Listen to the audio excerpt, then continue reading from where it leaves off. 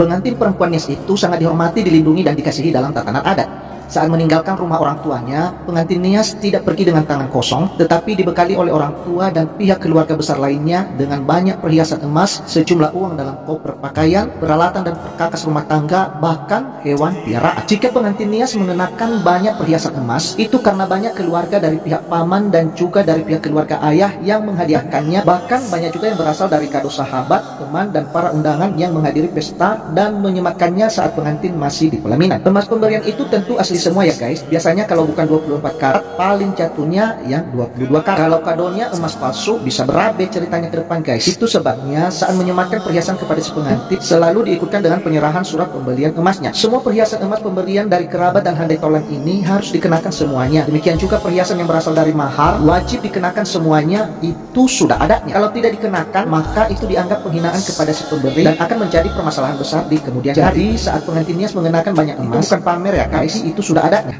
Ingat ya, itu bukan pamer tapi sudah ada, harus dikenakan semuanya.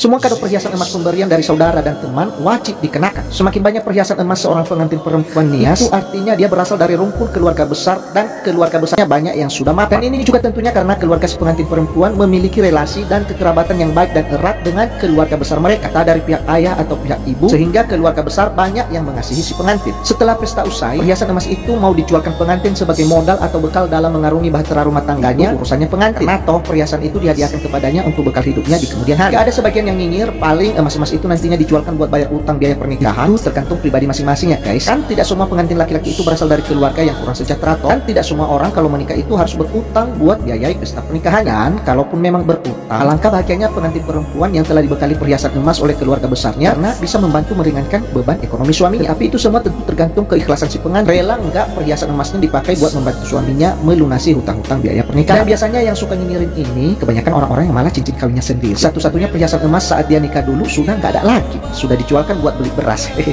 Iri bilang bos. By the way, betapa beruntungnya pengantin perempuan nias yang begitu dikasihi dalam tatanan adat ya guys. Budaya suku lain ada nggak yang kebiasaan pemberian kado perhiasan emas kepada pengantin perempuan? Maksudnya budaya yang sudah lazim dan umum berlaku ya guys, bukan hanya kepada keluarga tertentu saja, tapi secara umum berlaku kepada semua pengantin seperti yang di adat nias ini. Bukan masalah banyak atau besar kecilnya perhiasan yang diberikan, tetapi budaya pemberian kado perhiasan emas dari pihak keluarga dekat kepada si pengantin. Di komen ya guys.